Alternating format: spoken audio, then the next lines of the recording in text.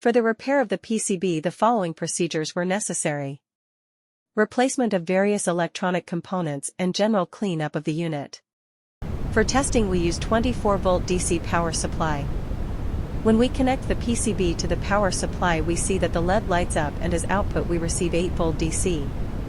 No further testing is possible due to the absence of additional units.